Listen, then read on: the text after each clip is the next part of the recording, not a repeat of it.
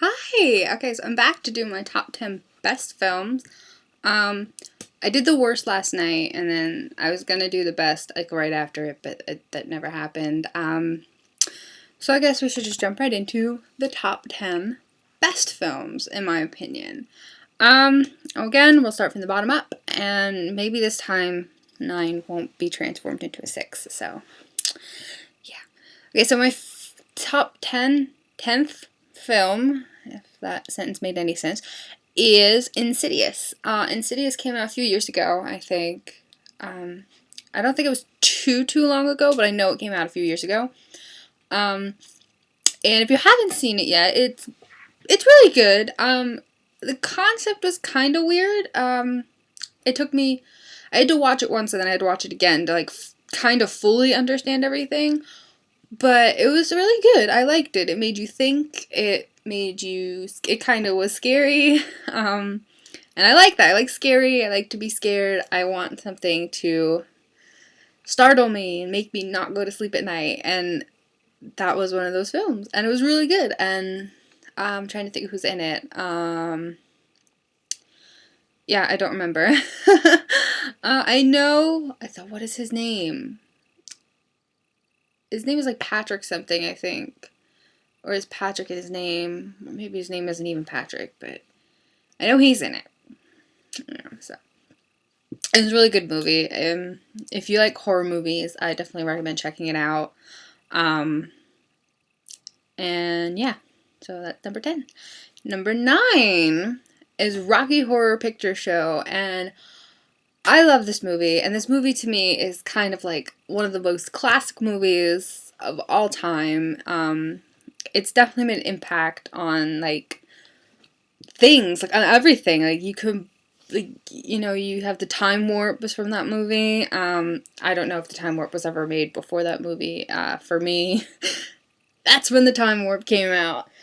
Whenever that movie came out, I don't know, it was the 70s or maybe the early 80s, but it was a really good film, and I think my biggest regret in the whole world is never being able to like see it on this big screen where you could just like start interacting with the movie, throwing rice, and I think it's one of the only films actually that I know of. I don't know if there's any other films that do it, but like this is one of the only films I know of that like when they're on the screen, when the characters are on screen, the audience is shouting at them and they have all these little jokes. And I actually have the Rocky Horror Picture Show. I think it's the 20th anniversary DVD, and there's an option on that DVD to hear like how the audience interacted with the film. And it's so awesome because it's like everybody suddenly knows what to do, and I don't know how that started. I don't know how like people started with the whole like start throwing rice when they're walking down the aisle, do the time warp with them.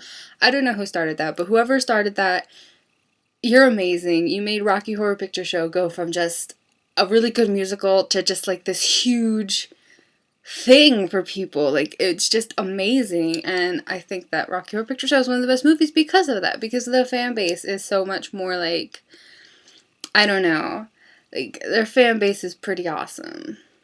So I like that movie. It's number 9. Number 8, The Princess Bride. This movie, when I first saw it, I didn't really like it because I was young, and I'm one of those people that I love horror movies. Like, I want blood and guts and gore, and I want it now. And I don't want love stories. I don't, ugh. But I like Princess Bride. When I was a little older, and I watched it again, and I was just like, you know, this is actually a really cute movie. You know, it's funny, and it's cute, and come on. Robin Wright Penn, she's pretty. She gets to, like, make out with Carrie Elwes? Elwes? I don't know how to pronounce his last name, but you know who I'm talking about, don't you? She gets to make out with him, so come on. That whole film is winning. I love it. And I love, oh, what is his name? Vincent, oh, I can't pronounce it. Oh, he says inconceivable. I love him too. He's funny. So this whole film is actually, it's really good. I feel like it's a feel-good film. It's one of those films you can watch with your family and not have to worry about like people banging other people. It's a cute film. I recommend watching it. And I think you should go watch it after this. coming in at number 7 is The Goonies. I love this film so much. I always wanted to be like the Goonies. I always wanted to have like a group of friends and we go out and we find treasure, and I always wanted that. That is my goal in life, is to be one of the Goonies and to hang out with Sean Astin. So, yeah, that's what I want out of life, is to be a Goonie. And I like I like the movie. I like the fact that like they do this whole big thing to save their town, well, like not their town, but their houses. And it's such a cool film. And it's from the 80s. I don't know what year it came out. I know it was in the 80s. Like I said, Corey Feldman is in it. Sean Astin. Not James Brolin. Josh Brolin is in it. I don't remember who plays Chunk, but he's in it. They do the Truffle Shuffle. You know, this film is one of those films that you just leave it feeling like, oh, okay, life is good. It doesn't suck as much as I thought it did. I like this film. So I recommend going to see it right now. You know what? You're going to go see this, and then you're going to watch The Princess Bride after this. Or you know what? Go watch them and come back. Just pause. I can wait. Okay, coming in at number... What was I at? 7? I don't know what number I was at. I'm going to say 6. I didn't actually number these. They're just little dashes. I'm going to say 6. Because hold on a second. 1, 2, 3, 4, 5. I don't know. We're going with 6. Number 6 is American Psycho. Christian Bale, I think is his name, is in it. And I honestly don't like him as an actor. I'm going to go out and say it. I don't like him as an actor. He did Batman. And that just, right there, you did Batman.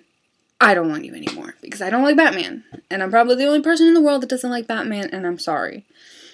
But this movie was actually really good. And I didn't want to buy it at first because it had Christian Bale in it.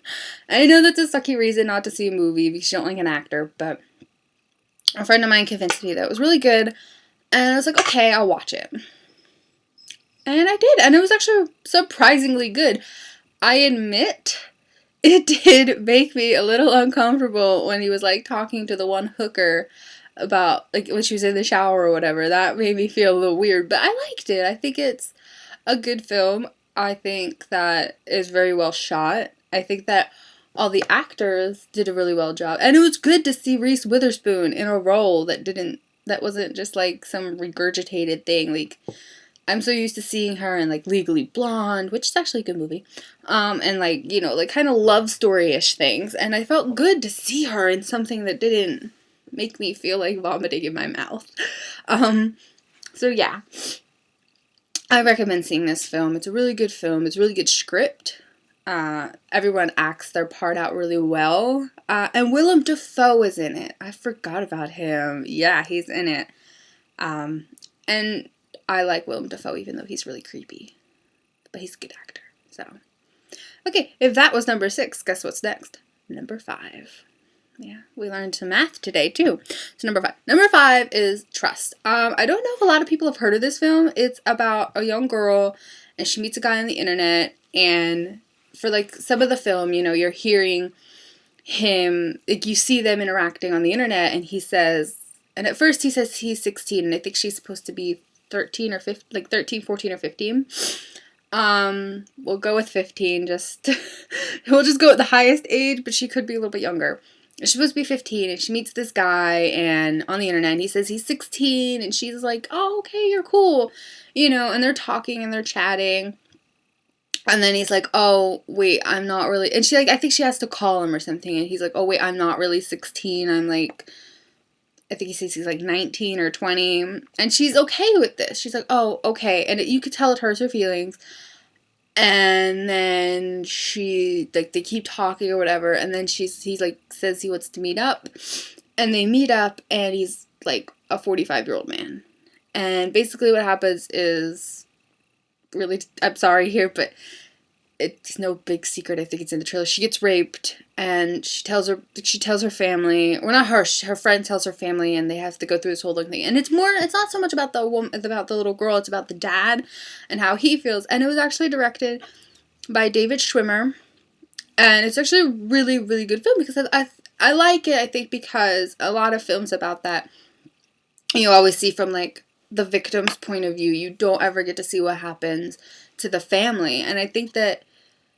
I think I like that more. Clive Owen plays the dad, and it was just really, and he was really good. He was really, I don't know how to describe it, but it was really awesome. He did a really good job, and I think he portrayed the character very well, and I think that everything about this film was really good, and I honestly don't know if a lot of people have seen it. I've never actually brought it up in conversation before, so if you haven't seen it, I recommend seeing it.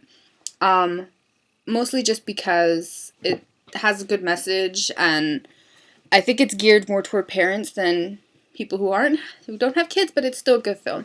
And if you do have kids and you watch this, make sure you're checking out what they're doing online, because this could happen, and that it shouldn't happen. So, yeah. So coming in number 4 is a film that a lot of people didn't like, but I liked. Silent Hill. And I love the games. I originally loved the games. So, there's that. And when the film came out, it was just like, okay, I love the games. I might as well go see the movie. And I really, really liked the movie. It was a little scary. The first time I seen it because of Pyramid Head. And he's just creepy altogether. But I liked it. I like horror films, so that might be why. I don't think that the games and this movie Silent Hill kind of are on the same level. Like, they have a lot of the same aspects, but I don't think that it was like, so I don't feel like it was a remake of any of the games, but I liked it. I liked that there was, I liked it. I liked there was a good story. It kept you interested. You really wanted to know, well, is Rose gonna find her daughter? Is someone gonna burn Rose at the stake? What's going on here? I felt like it was a really good movie. I know a lot of people didn't like it because they're like, oh my god, it's not like the game. It's totally unlike the game. Shut up. Just shush. Shush. It's a good movie. Shush. I liked it a lot. So there. I recommend seeing it if you like horror films. It was a very good film. Coming in at number 3, we're taking a break from horror and going with Little Miss Sunshine. This film, it's another feel-good film, and I like it because it taught me that it's okay to be you. And, a lot of people aren't going to accept you, and Olive goes through that in the film. The other pageant kids really don't like her, and the girl running the pageant doesn't like her because she's late, and she doesn't like her because of her dance that her grandpa taught her, and it's just like, you know what, people aren't gonna like you, but you know what, you still gotta go out there and give what you want a shot, and I liked it. I think that Abigail Breslin did a wonderful job portraying Olive, and I think that the cast was also amazing. I mean, Alan Arkin. Oh no, Alan Alda. Wait, is it Arkin or Alda? I don't remember. It's one of the Allens. The one I like. And that's sad that I can't remember. I get them mixed up. I like MASH. I'm sorry. But yeah, it was a really good film, and it leaves you feeling happy, and, you love the family in the end, even though they're dysfunctional, and I think that we can all relate to that. Everyone has a dysfunctional family. Coming in at number 2 is The Muppets, and I'm talking about the new one, the one that came out recently. I think it was 2011 it came out. It came out near Thanksgiving. But yeah, so it was The Muppets. I loved The Muppets. I love Muppets in Space. I love Muppet Show. I love Muppets Treasure Island. And I gotta love the Muppet movie, just entitled The Muppets. I thought it was really well filmed. It was really cute. It just made you feel happy. You felt, and it showed me, in that film, I felt like, they were gearing to that non-happy ending, and then they shot, they shot to the happy ending, and I like that. I like that they showed realism, like it was really realistic kind of, and then they made it feel good. I liked it, and I think Disney did a really good job. And I'm not sure if there was any negative reviews of this movie. To be honest, I don't know if people were saying things like they hated it, and if they did, I guess I can't make them not hate it, right? Sorry. Okay, and my number 1 top 10 best film that I have ever seen is the original Nightmare on Elm Street movie starring Robert Englund. Johnny Depp is in it, and Heather Langenkamp? Is that how you say her last name? Langenkamp? I'm sorry, I'm like talking to the screen like it's gonna say, oh, that's how you say Heather Langenkamp. I'm sorry. I love this film. I love everything about this film. And the first time I saw this film was actually like 5 or 6 years old, and I loved it. Just instantly, I loved it because, well, I was 5 or 6, but then, I rewatched as an adult, and I like it because it feels like a different concept than all the other 80s horror slasher films. And I love horror movies, and I've seen quite a few horror, like, slasher films for the 80s, and a lot of them, they're about, teenagers getting killed by the monster that you could just go kill. Just kill him. You could go kill him.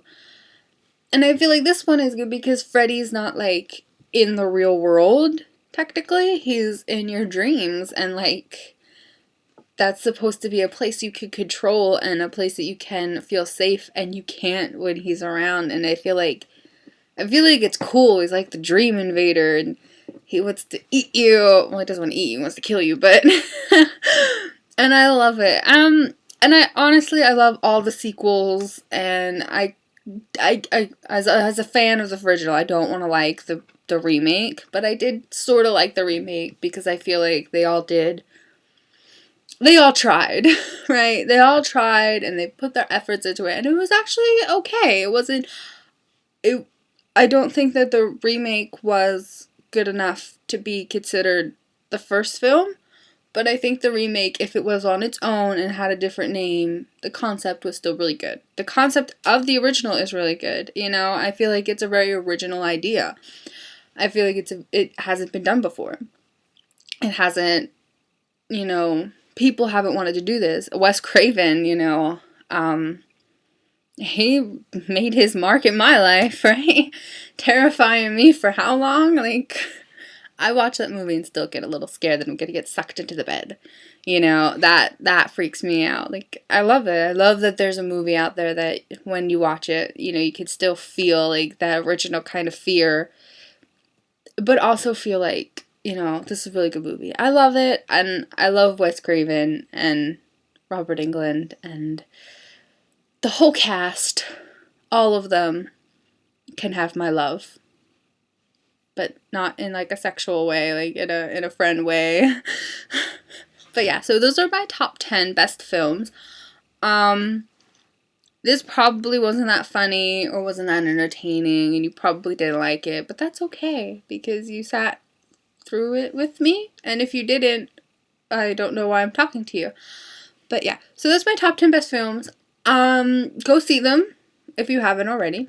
And if you don't feel like watching them, don't. I can't make you. I'm not your mother. So, goodbye. Bye, bye, bye.